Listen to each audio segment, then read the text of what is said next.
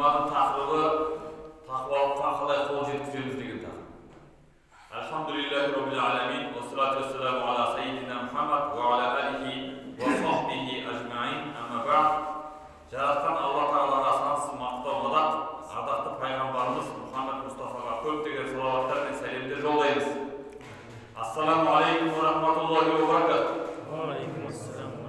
Аса рахымды, ерекше мейірімді Алланың атымен бастаймын. Құрметті отандастар, қадірменді жамағат, тақуалық жайында сөз қозғаудан бұрын тақуа деген сөздің мән мағынасына назар аударатын болсақ, тақуалық сөзінің түбірі араб тілінде тақия сөзінен шыққан. Тілдік мағынасы сақтану, қорғау, аз сөйлеу деген ұғымды білдіреді. Ал шариғаттағы терминдік мағынасы Алладан шынайы қорқу, күнәлі істерден сақтану, ұятты істен алыс болу, Алла Тағалаға бойсұнып, өзіне және өзгеге жақсылық жасау сынды мағыналарды білдіреді. Жалпы алғанда тақуа сөзінің түпкі мағынасы сырттан келетін қауіп-қатерге қарсы көзге көрінбейтін қамал тұрғызу деген сияқты. Алла Тағала Әл-Имран сүресінде 102-ші аятында: «Я айюхаллазина аману тақуллаха хаққа туқатихи ва ла тамутунна илля ва антум муслимун» дейді. Ва иман келтірген пенделер, Алла Тағаладан шынайы түрде қорқыңдар және мұсылман болған күйде жан тапсырыңдар деген. Ардақты пайғамбарымыз оған Алланың салауаты мен сәлемі болсын. Өзінің хадисінде: «Иттақиллаха хайсума кунта ва атби'i сайyi'ата хасаната тамхуха ва хулиқин наса би хулуқин хасанин» дейді. Қай жерде болсаң да Алладан қорық. Жамандық істеген болсаң, тезде оны жоятын жақсылық істе. Адамдармен көркем мінез, құлықпенен қарым-қатынас жаса деп тақуалықтың сипатын баяндаған имам Термизи. Тақуалық адам баласының Құдай алдындағы адал еңбегі. Алла Тағала маңдай теріне қарай тақуа жандарды өз парасына алып, дүние мен ақыретте кездесетін қауіп-қатерден сақтайды. Дегенмен тақуалық ол рух азығы. Оны әрдайым иман менен қуаттап, күш беріп тұруы тиіс. Мұның шыңы ла илаха иллаллах калимасы. Себебі күллі жамандықтың бастауы Аллаға ортақ қосудан басталады. Дүние сынақпенен мәнді, ал ақырет тақуалықпен сәнді. Алланың һәм жұрттың алдындағы пенденің қадірі тақуалықпен артады. Алла адамды сүйсе, тақуалық киімін кигізіп, өзі сүйетін істерді қоса сүйдіреді. Хазіреті Убайда ибн Кааб, Алла оны рахымына алсын, тақуалық тікенді жерде абайлап жүргеннің секілді деп сипаттайды. Табиғин Мәлик ибн Динар, Алла оны рахымына алсын, өз бойынан тақуалықты байқап, үкілі үмітті сезінген адам шүбәсіз ақиқатқа жармасады. Тақуалықтың белгісі Алла тыйған істерден жиіркене қашу. Үміттің белгісі Алла бұйырған істерді сүйсіне жасау деген екен. Абу Лайс ас-Самарқанди: шынайы тақуа адамдар қоғамның гүлі, іспеттес. Қоғам олармен көркеймесе, еш уақытта олардан жапа шекпейді. Тақуалық тек 12 мүшеден ғана тұратын құлшылық емес. Хакім Абай сыртын қанша жуса да іші оңбаған демекші, барлық игі істер негізінен жүректен бастап алады. Ардақты пайғамбарымыз оған Алланың салауаты мен сәлемі болсын. Жүректі меңзеп, мына жұдырықтай ет болса, ет бұзылса, күллі дене бұзылады дейді. Расында да адам баласының денесінің парчасы жүрек. Көнсе, қалғандары оған еріксіз бағынады. Сондықтан да пайғамбарымыз оған Алланың салауаты мен сәлемі болсын. Алла Тағала сендердің бейне пішіндеріңе, тұрпақтарыңа әсте қарамайды. Алланың назары тек қана жүректе болады деп имам Муслимде келген хадис екен. Қасиетті Құранда Estağfirullah vettakullaha innallaha alimun bizatis sudur deydi. Allah'dan yani tiyisінші taqzim etip ham oған qarşı kelуден қорқыңдар. Şüphesiz Allah pendelerдің көкірегіндегі бар sırды біледі деген Мәида сүресі 7-ші аят. Осы аят арқылы тақуалықтың бастауы жүрек екендігін көреміз. Ақиқатында тақуалық иманнан, иман да сол жүректе. Абай атамыз айтып, бәрін жүрекке билет. Құдайшылық сонда қалпыңды таза сақта. Құдай Тағала қалпыңа әрдайым қарайды деп кітаптың айтқаны осы деп Құрандағы айтқан сөзді Абай өйстіп түсіндірген екен. Бұл жерде қалпыңа қара, қалпыңды әрдайым қараяды деп қорық деген сөзі, қалп деген сөз, жүрек деген сөз. Қалибун дейді арабша. Қисса, пайғамбарымыздың оған Алланың салауаты мен сәлемі болсын заманында мұсылмандар елін, дінін қорғап, мүшриктермен ұзақ айқасқа кескілескен шайқасқа түседі. Сонда жалаң қылышын әрі-бері сермеп, сахаба Усама өзіне бетпе-бет келген жауыз басын түсіреді. Әлгі адам тек жарақат алған болса керек, сахабаға қарап, мені о дүниеге аттандыра көрме, ла иляха илlallah дейді. Бұған сахаба мән берместен ашықтан ашық өзіне қылыш алып жүгірген адамнан не жақсылық көреміз? Кесірі тиіп бізді ойда жоқта қырып кетпей ме деп қорқып, қылышын бір сермеп жаңа кісіні шауып тастайды. Бұл оқиға ұзын құлақтан Алла елшісіне жетеді. Алла елшісі оған Алла салауаты мен сәлем болсын. Сонда пайғамбарымыз оған Алланың салауаты мен сәлем болсын. Оған айтады Усамаға. Иманға келіп калимасын айтқан адамды қалайша қидың? деп сұрайды. Сахаба ол жан сақтау үшін айтты дейді. Сонда пайғамбарымыз оған Алланың салауаты мен сәлем болсын. Жүрегін жарып, рас өтірігін тексеріп көрдің бе? деп көп қайталаған екен. Соншалық істеген ісіме пұшайман болып, өзімді жегідей жедім деп айтқан екен. Бұл хадис имам Бұхарида келген үлкен хадис екен. Адамның жүрегінде не бар екенін білмейсің. Шынымен иман келген шығар жүрегіне. Сондықтан ла иляха илlallah Мұхаммад Расул деген адамды жаңағыдай жағдай болған екен. Міне иманның жемісі саналатын ізгі қасиеттердің алтын ұясы осы жүрек. Пайғамбарымыз оған Алланың салауаты мен сәлемі болсын. Тақуалық мына жерде деп бірнеше рет жүрегін нұсқап айтқан болатын. Адам өз бойындағы нашар мінезден, теріс әрекеттерден әрдайым десе, арыларым десе, көзге көрінбейтін осы тақуалық киімін Алладан сұрауы тиіс.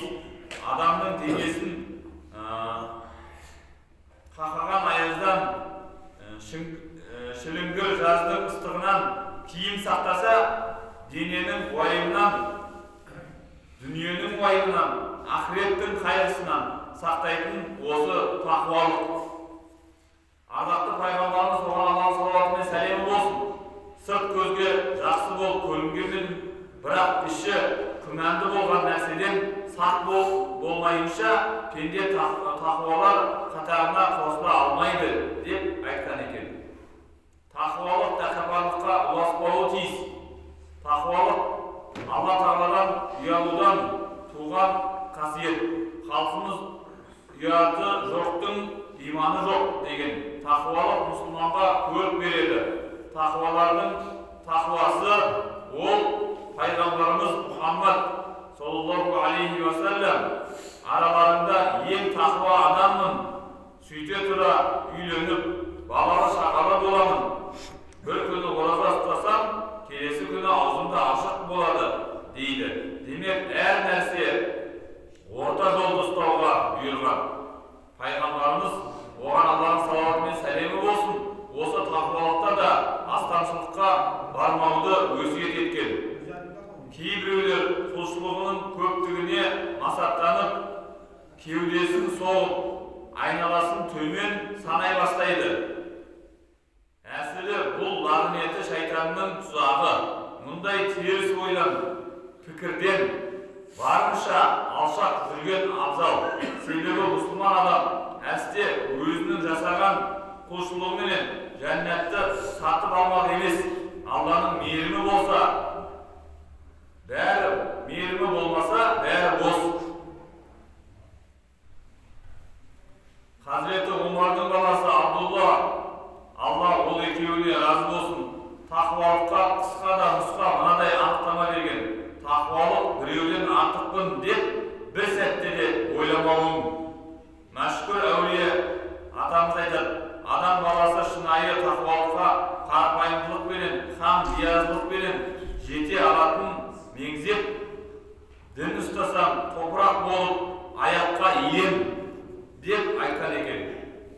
Тақуалықтың бұл дүниеде сыйы бар. Жаратушы Алла адам баласының еңбегін елеусіз қалдырмайды. Адам баласының рухы уақытша мекенде тәнді қонақтауға келгенде, әрине тақуалықтың сыйын адамға берер пайдасын жазып таусуы қиын. Осы тұста Құранда айтылған негізгі екеуін айтайық. Алла Тағала қасиетті Құранда وَمَنْ يَتَّقِ اللَّهَ يَجْعَلْ لَهُ مَخْرَجًا وَيَرْزُقْهُ مِنْ حَيْثُ لَا يَحْتَسِبُ. Кімде-кім Аллаға қарсы келуден қорқып сақтанса, Алла оған тығырықтан шығаратын жол ашып береді. Сондай-ақ одан пендесіне еш ойламаған жерден рызық несібені береді деген. Талақ сүресі 23-ші аятта, 2-3 аятта келген аят екен. Аятта екі түрлі сый беретіндігін айтылған. Олар бірінші тығырыққа тірелген адамға жол ашылады деп. Екіншісі ойламаған жерден рызық несібе келеді деп. Имам Фахруддин Ар-Рази, Алла оны рахмына алсын, өзінің ғайып кірістері атты тәпсірінде осы екі аятқа қатысты пайғамбарымыз оған Аллах салауаты мен сәлемі болсын, бұл аятты оқып, дүние ауыртпалығынан, өлім қайғысынан, һәм қиямет өкінішінен құтылуға сеп болатын жол осы деген екен. Қисса тәпсірі ілімінің ғалымдары бұл екі аят сахаба Ауф ибн Мәликке қатысты түскенін айтады. Жорықтардың бірінде оның баласы жаудың қолына түсіп тұтқындалады. Сөйтіп пайғамбарымызға оған Аллах салауаты мен сәлемі болсын, келіп басына түскен қайғысын бөліседі. Пайғамбарымыз оған тақуалық етіп сабыр ет және де ла хауля ва ла қуввата илля биллах деген сөзді көп айт деп насихат етеді. Аллах елшісінің оған Аллах салауаты мен сәлемі болсын айтқанына құлақ түріп, әлгілерді бұлжытпай орындайды. Сөйтіп үйінде жүрген уақытында біреу есікті қағады. Есікті ашса, ештеңе болмағандай өзінің ұлы тұр дейді. Онымен бірге 100 түйе тағы да бар екен, ертіп алып келген. Міне, Құдайдың мейірімінен үміт үзбеген адам осындай ғажайыптарға тап болатындығы сөзсіз. Өзі тұтқынған бала, аман есен 100 түйені жетектеп кеп тұр дейді есіктің алдына. Тақуалықтың келесі бір сыйы. Алла Тағала тақуа пендесіне білмегенін білдіреді. Имам Ғазали ілімді екіге бөледі. Бірінші кәсіби, яғни адам ijtihadына төккен теріне сай ілімге ие болады. Бұл ілім Алланың әділдігімен беріледі. Екінші уахби, яғни күтпеген жерден сый ретінде берілетін ілім. Бұл ілім Алланың кеңшілігімен, мейірімімен беріледі. Уахби ілімде аспаннан түспесі анық. Пайғамбарымыз оған Аллах салауаты мен сәлем болсын хадисінде өзінің білгенін іске асырып, соған сай әрекет жасаған пендеге Алла Тағала білгенін үйретеді деген имам Ахмадта келген хадис. Хал ілімінің ғалымдары осыған қатты әрбір құлшылықтарының сыйы ретінде жаратқанның иләһіменен беретіндігін ілім болады. Яғни намаз бенен зікірдің сыйы екі бөлек. Себебі илһам ақыретке қалмайды.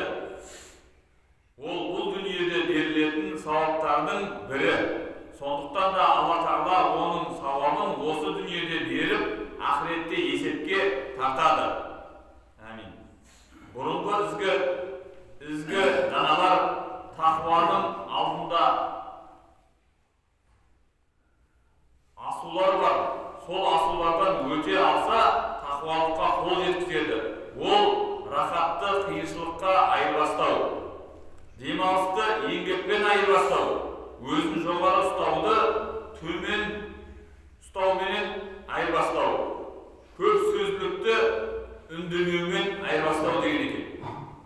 Абу Лайс ас-Самарқани тақуалық мына 7 нәрседе көрініс табады. Олар бірінші тілінде өтірік айтып, біреуді ғайбаттаудан, һәм бос сөзден тыйылудан, тілі Алланы зікір етуден, Құран оқудан босамайды. Екіншісі асқазанында. Асқазанын тек адал әрі таза аспенен толтырады, азға қанағат етеді. Үшіншісі көзді арамнан тыйып, дүниеге қызығып қараудан тартынады. Айналасына тек ғибрат алу мақсатында назар салады.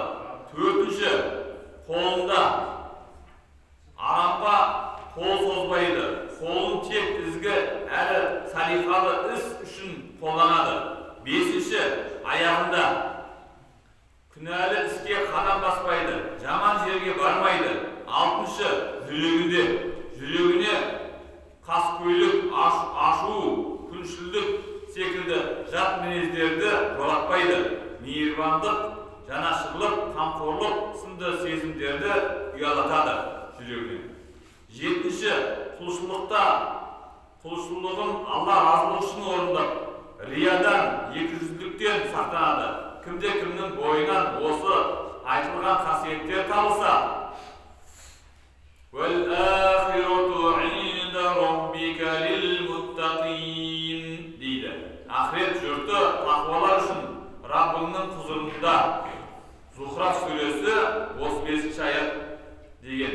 Құран аятындағы тақуалар міне солар деген. Мәшһүр бабамыз айтып, кімде-кім екі тумай іске жарамайды деген сөз бар. Бірі туғаны деп анасының құрсағынан шығып қалқиып кісі болғанын айтады. Екіншісі туғаны хайуандық дәрежесінде қалдыратын мінездерінен арылып, періште сипаттас болып, тырысып, не үшін жаратылғанын танып, сорда қалмай мағыналы жұмыспенен айналысуын айтады. Солай болғаны үшін әуелгі шешеден туған туысты қанағат қылып кісі болдық дегендер жаны жоқ өлік себепті ел болудан, жұрт болудан қалады. Әйгілі сахаба Абу Хурайра, оған Алла разы болсын, тақуалық туралы сұраған кісілерге былай дейді: сіздер өмірлеріңізде тікені көп жолдармен жүріп көрдіңіздер ме деп сұрайды. Сонда қасындағы адамдар «Я, өттік» деп жауап береді. Абу Хурайра тағы да сұрайды, Алла оған разы болсын: олай болса сол жерден өткенде не істедіңіздер деп сұрайды. Олар тікендерден сақтанып өттік деп жауап береді. Сонда сахаба айтады: тақуалық та дәл солай, күнә менен қателіктерден сақтану деп түсіндіріп берген екен. Мысалы, халифа Омардың, Алла оған разы болсын, мысын жұрт түгіл шайтан қаймығатын болған. Омар жүрген жолменен шайтан әсте жүрмейді екен. Осы сөзді айтқаны бұл Омардың тақуалығы. Омардың тақуалығы сондай болғандығы үшін, әділ болғандығы үшін, оның жүрген жолымен шайтан да жүрмейді екен. Құрметті жамағат, Алла Тағаланың пенделеріне қойған алғашқы талаптарының бірі тақуа болу. Әлемдердің Раббысы тақуалық туралы қасиетті Құранның Бақара сүресінде, Мәида сүресінде, Ағраф сүресінде, Тәуба сүресінде, Фурқан сүресінде, Рум сүресінде, Қасас сүресінде, Ахзаб сүресінде, Зумар сүресінде, Мағариш сүресінде және де Байина сүресінде, тағы да басқа жерлерде, Құранның көптеген жерлерінде, сүрелерінде баяндалған. Осы сүрелерді оқып, ондағы тақуалық туралы аяттарға мән беріп, оның құпиясына терең ой жүгіртсек, аяттарда айтылған насихаттарды іске асыратын болсақ, біз де тақуа құлдарының қатарында қосыламыз. Халқымыз болмасам да ұқсап бақ деп айтқан. Қазір қасиетті Рамазан айында, Рамазан айы нағыз тақуалықтың айы. Алла Тағала Құран кәрімде «Инна акрамакум индаллаха атқакум» деп біле білсеңдер, Алланың алдында ең ардақтыларың, ең тақуаларың деп айтқан екен. Құжрат сүресі 13-ші аятта. Бірде пайғамбарымыз оған Алла саллаллаху алейхи ва сәлем болсын. Абу Зарға біліп қойдым. Ақиқатында басқалардан тақуалықпенен озбасаң, сенің қызыл нәсілдіден де, қара нәсілдіден де артық жерің жоқ деп айтқан екен. Имам Ахмадта келген хадис. Қорыта айтқанда тақуалық дегеніміз күнәлардан сақтанып, олардан тыйылу, ізгі істерді жасап, оларды тиянақты орындау арқылы ғана қол жеткізетін рухани құлшылық. Ал шариғат бұйырған істерге немқұрайлық танытып орындамау қияметте жазаға лайықты ететін іс болып табылады. Бір күні бір кісі пайғамбарымызға оған Алланың салауаты мен сәлемі болсын келіп, «Уа Алланың пайғамбары, маған өсиет айтыңызшы» дейді. Сонда ардақты пайғамбарымыз оған Алланың салауаты мен сәлемі болсын, «Саған Алладан қорқуды өсиет етемін, өйткені бұл барлық жақсылықтардың көзі» деп айтқан екен. Абу Ярла. Имам Ғазали, Алла оны рахмына алсын, өзінің Ихвал Улумуддин кітабында шәкіртінің қойған бірнеше сұрақтарына төмендегідей жауап берген екен. Тақуа пендеге қандай іс-әрекеттер міндетті болады деп менен сұраған еді. Ендеше айтатын тақуа пендеге мынадай 4 қасиет міндет. Олар: біріншісі дұрыс сенім. Сенімде бұзғандық болмауы керек. Екінші, зінақорлыққа қайтып бармайтындай шынайы тәуба еткен болуы керек. Үшіншісі, сенің мойнында ешкімнің ақысы қалмайтын деңгейде пенденің разылығы болуы керек. Төртінші, Алла Тағаланың бұйрықтарын орындай алатын деңгейде шариғат білімін үйрену, ол деңгейден де жоғары мүмкіндік болса, ақырет білімінен үйрену керек деп өсиет еткен екен. Қасиетті Құранда Астағфирулла, иннама ятақаббалуллаху минал муттақин дейді. Ақиқатында Алла тек тақуалардан ғана қабыл алады дейді. Мәида сүресі 27-ші аят. Тақуа пендеменен мол сауапқа кенеледі. Екі дүниеде игілікке бөлінеді. Тақуа адамның дұғасы әрдайым қабыл болады. Тақуалық күнәлардың кешірілуіне себепші болады. Тақуа құл Алла Тағаланың разылығы мен сүйіспеншілігіне лайық болады. Жәннатты үй ретінде иеленеді. Тақуалық арқылы бүкіл дене жаман қасиеттерден тазарады. Алланың қамқорлығына қол жеткізеді. Тақуалық пендені лағнеті шайтаннан қорғайды. Алла Тағала баршамызды тақуа құлдарынан етіп, өзінің мейіріміне, сүйіспеншілігіне бөленуімізге нәсіп етсін. Аллахумма раббана атина фид дуния хасанatan olanlar. Ve dukulnel cennete ma'al abrar. Birahmetike ya erhamer